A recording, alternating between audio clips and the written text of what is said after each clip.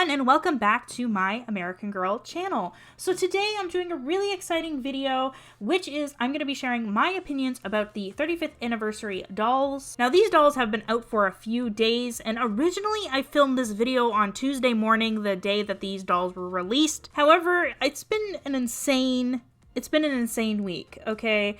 I was trying to edit this video all week, but I never got the chance between being in summer school for university, and now I have 2 jobs, and then I just finished writing my first draft of my first book ever. No, don't ask me if it's gonna be published or anything like that. It's purely for fun for this point, but it is a lot of work writing a book. But the Sunday following the Tuesday release, I opened up my video editor to see what I had recorded on Tuesday, and I realized that the audio was just, terrible. Hello everyone, and welcome back to An American Girl Collector Reacts. And I debated refilming this video, but you guys tend to really enjoy my opinions. So here I am at the American Girl website, and yes, I have an eBay listing open because, you know, if you know me, in every single video I mention how much I want a Nelly. But before we get started, let's talk about how gorgeous this picture is right here.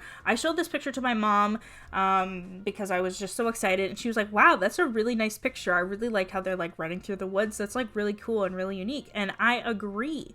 And I just think it's just, maybe this might be, you know, dramatic, but I feel like it might be my favorite American Girl promotional image ever. I just love it so much. But anyways, we have the characters here, and they're listed in order of how they appear on the timeline. So of course Molly is the most like recent, so 1944, and of course Felicity is like at the beginning of the American Girl timeline in 1775. So I guess I'm going to start, and we're going to look at Molly. I'm just going to click her. If you've been following me for a while, you know that I recently found my dream doll, or one of my dream dolls, at a thrift store recently, and it was a Pleasant Company Molly. However, she has some serious bubble eye and some serious silver eye going on, and she's not in the best condition. Her hair is cut, and I always wanted a Molly. I ended up buying a Emily in 2011. She was the very first doll I bought with my own money, and I think I was like $12 short from being able to purchase a Molly as well. And, you know, it's kind of a long story because I'm like, why didn't I just ask my parents to borrow $12? But I didn't. But anyways, the end result is that I don't have a brand new Molly, which is really sad. And so if I was going to buy a brand new American Girl from the 35th anniversary collection, I would probably get a Molly and a Kirsten, but sad news that these aren't available in Canada, unfortunately. According to some Facebook groups that I'm in, a few people messaged American Girl asking why they couldn't get it shipped to Canada, and American Girl said a statement about due to trade regulations, they can't ship things because due to certain materials such as wood can't be brought over the border. That's what the people are saying in the Facebook group. I have no idea if that's true or not, but I don't really see people lying about that kind of thing. But anyways, the kind of hope of getting these dolls as a Canadian is very slim, but I do hope that maybe those rumors are incorrect. But anyways, Molly is such a cutie pie. Look at how cute she is. I just think she maybe is my favorite version of Molly. I don't know what it is, because I really like the Be Forever Molly. I thought the Be Forever Molly was cute, but I wasn't into American Girl when Be Forever Molly came out. But I think she just, like, her sweater just looks a little bit more bright red than it was in the past. I don't own Molly, but it just looks really bright and vibrant, and I love that. And I love the little hair bows, and I just think overall I would give this like a 10 out of 10. Next we have Samantha Parkington, who was my second American Girl ever, third 18-inch doll that I ever had, because if you've been following my channel for a while, you know that my very first 18-inch doll was a Maple Girl, which is kind of like the Canadian version of American Girl. Not quite the same thing, but very similar. But Samantha was my third 18-inch doll and second American Girl. So she also has a really special place in my heart, and this one is so cute because I feel like her bow is a little bit more on top of her head instead of like behind her head, which I think just shows just a little bit more of the trend in the 21st century, because if you think of like JoJo Siwa and how she wears her bows, this is kind of similar to that compared to how they actually wore it, where it was actually behind her head. Look at those cute little eyes. Oh, the eyes are absolutely gorgeous. I love their face paint. I love how it's a cute combination between the Be Forever dolls and the historical dolls. I feel like the face paint and just their faces just look really good combination between the old and the new, which I really like. And then we have, of course, Samantha's original 1985 illustrations. So as you can see, her face looks a little different, but they didn't have that for Molly. If you actually Google Molly's original books, they look completely different from the ones you're most common or most likely to see. Let me see if I can actually find it.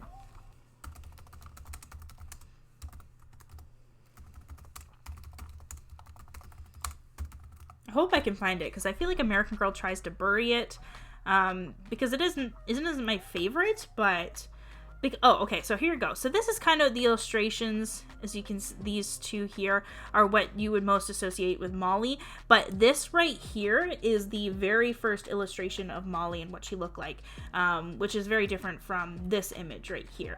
I personally don't like this one too much. I think it's cute, but not as cute as this. So I could see why American Girl didn't decide to do that for the re-release. But if you, let's see, American Girl Samantha first edition book. Sometimes I feel like I rant too much about American Girl in my videos, and I get a little too specific about the littlest details. But you guys tend to really like it, so look at this. This is the absolute, like, the newest Samantha right here. Very, very new. But I'm trying to see if I can find... Okay, so there's, like, this Samantha here with her face right here. And then this is the original one, which is for the re-release. So if you zoom in a little bit, you can see that they're quite different. So it's interesting that American Girl decided to use the original one for Samantha, this artwork, but not for Molly. And I can understand why. I personally really don't like the Molly first illustrations. But anyways, this is what Samantha's outfit looks like. I love how it comes with the shoes and the hat. And that's another bonus with the American Girl 35th anniversary dolls, is that they come with all their accessories. So people are pointing out, oh, they cost $150, but I'm like, but you get all these accessories, which is about the same price if you bought the accessories with the doll. So for me, the price point I think is pretty fair. So this is Addie, and the interesting thing about Addie is I didn't feel like I would be drawn to her as much as I am with the 35th anniversary release, because Addie isn't my favorite character. I mean, it's not that I dislike her or anything at all. Like, she's like a perfect, like, in the middle range character. Like, of course you have your favorite American Girl characters, and then you have kind of the ones that you like but you're not your favorites, and then you have the ones that you dislike, which is, for me, fairly small. There's not many dolls that I dislike from the historical line. But anyways, Addie, I don't know why, but I feel really drawn to her in these pictures and these images. I feel like her face is just so sweet. Her dress is just a very nice pink, and I love the contrast between her bonnet, her hat with the blue and the pink. I just think it's so cute, and her boots look adorable. I just think Addie just looks so cute in these pictures, and especially if you look at her hairstyle, I don't know, she just seems so cute. But Josefina is definitely a doll I would like to get after that, and I don't know if I would get her 35th anniversary release. I considered it because I have all the dolls except for Addie and Josefina from the 35th anniversary. So I have Felicity, I have Kirsten, I have Samantha, I have Molly, but I don't have Josefina or Addie. So going into this release, I thought about getting Josefina because because then I could have a special doll that was from the re-release, and it was a doll that I didn't have. So I thought about getting Josefina, but now I'm not too sure. I'm pretty sure I would probably get Kirsten. I just realized I skipped over Kirsten. I'm gonna have to go back to Kirsten in this video.